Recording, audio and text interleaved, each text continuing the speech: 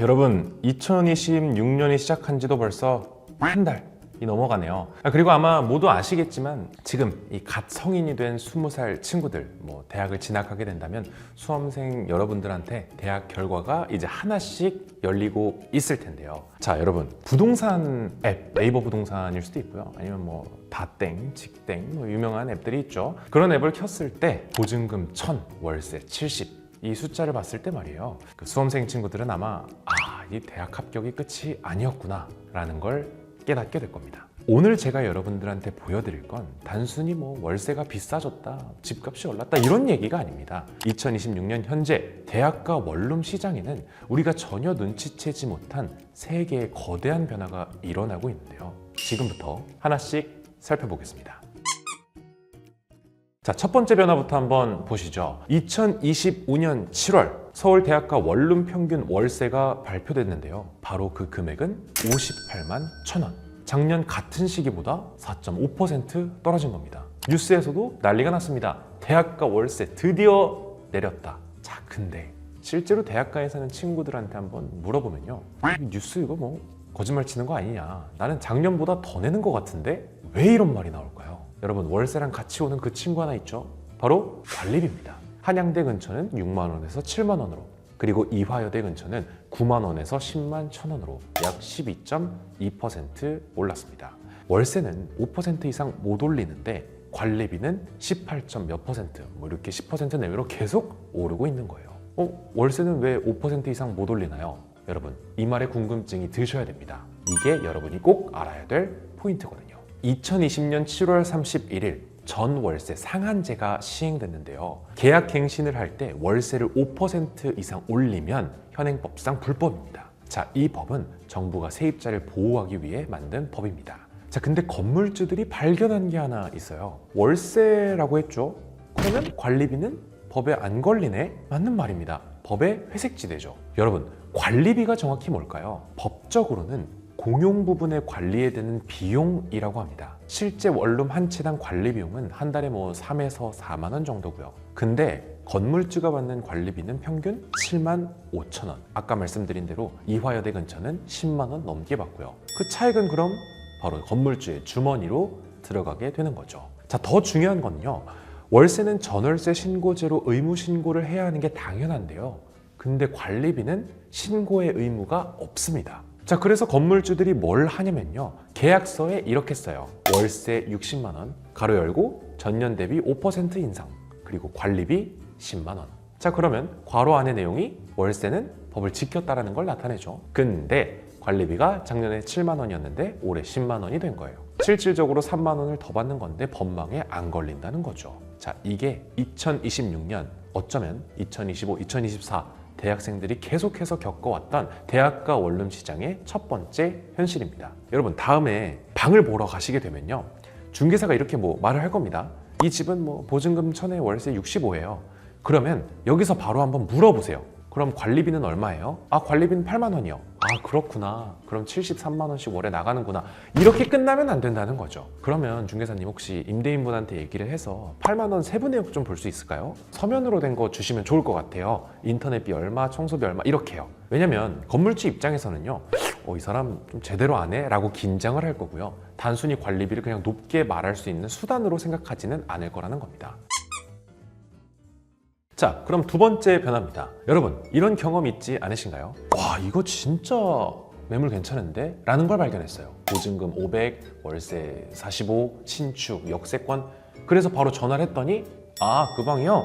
30분 전에 계약됐어요. 그럼 비슷한 방 있나요? 보증금 1000에 월세 65면 어떠세요? 가격이 갑자기 20만 원이 뛰었는데요. 2024년 11월 국토부가 직거래 플랫폼 광고 500개를 조사를 했는데요. 결과가 어떻게 나왔을까요? 104건이 불법 광고였습니다. 5개 중에 1개가 허위 매물이었다는 거예요. 물론 직땡, 다땡 같은 플랫폼들이 돈을 어떻게 보냐라는 걸 보면 중개사들한테 광고비를 받는 게 커요. 그럼 플랫폼 입장에서 중개사는 바로 고객인 거죠. 자, 그럼 플랫폼이 광고를 비싸게 팔려면 뭐가 필요할까요?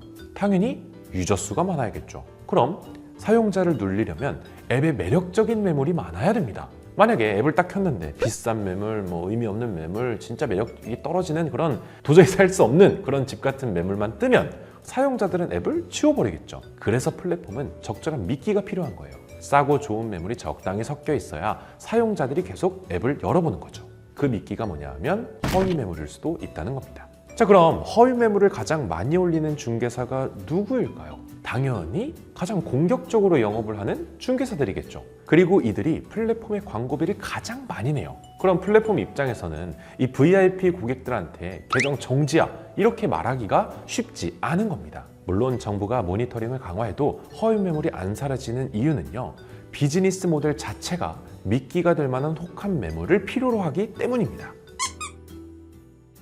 자, 그리고 이제 마지막 변화입니다. 작년 가을이죠. 2025년 하반기쯤에 신촌에 16층짜리 건물이 생겼는데요. 이게 밖에서 보면 되게 호텔 같아요. 로비에 뭐 카페, 라운지, 편의점, 그리고 뭐 층마다 헬스장도 있고 스터디룸, 공유 오피스, 파티룸. 이 뭐 사실 대학생들한테는 거의 뭐 천국과 다름이 없었는데, 방을 좀 보면 14제곱미터의 1인실이에요. 물론 작기는 하지만 천장도 높고 통창으로 되어 있고요. 뭐 인테리어는 완전 호텔 수준이고. 그럼 가장 중요한 가격이 얼마였냐면요, 보증금 500, 그리고 월세는 95만 원, 그리고 계약서를 꼼꼼히 읽어보면 시설 이용료라고 해서 월 5만 원이 추가돼요. 자, 이게 여러분들 들어보셨을지 모르겠지만 바로 코리빙이라는 건데요. 일반 원룸은 개인 건물주가 운영을 하죠. 근데 코리빙은 다릅니다. 대기업이 운영을 해요. SKD&D의 에피소드 3,800가구가 들어있는 그런 초대형 건물이 있고, 그리고 KT 에스테이트라고 해서 그 회사가 만든 헤이가 있고요. 그리고 MGRB 신촌에 있는 맹그로브가 있고요. 그리고 여기에 투자하는 곳이 어디냐면요, 싱가포르 투자청 GIC, 세계 최대 규모의 국부 펀드입니다. 대기업은 이걸 하우징 애서 서비스라고 불러요. 넷플릭스처럼 집을 구독하는 거예요. 여러분, 일반 원룸이 60만 원 정도면요, 코리빙은 100만 원 정도 받아도 괜찮다고 어필을 하고 있어요. 왜냐?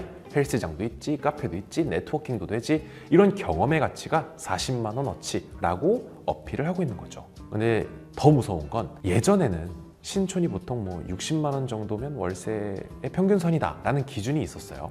근데 콜리빙이 들어오면서 새로운 기준이 생기는 겁니다. 야, 저쪽 옆에 콜리빙은 100만 원 정도래. 그럼 일반 원룸은 어떻게 될까요?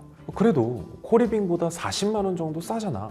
이렇게 생각하면서 일반 원룸도 80만 원으로 올리는 겁니다. 여러분, 지금 서울에 있는 코리빙이 약 7천 가구라고 해요. 2021년, 지금보다 5년 전인 시점에는 2천 가구였어요. 약 5년 만에 3.5배가 늘어난 거죠. 그리고 전부 다 어디 있냐? 대학가 역세권 최고 입지에 들어서고 있습니다. 여러분도 방 계약서에 도장 찍기 전에 꼭 이 영상에 나온 이야기를 한번 떠올려 보시기 바랍니다. 내가 관리비 세부 내역을 확인을 했나? 평균 시세보다 비싸진 않나? 비싸다고 한다면 정말 이게 합리적인가? 이렇게 몇 가지만 질문을 할 수 있으면요, 최소한 몇십만 원은 아낄 수 있습니다.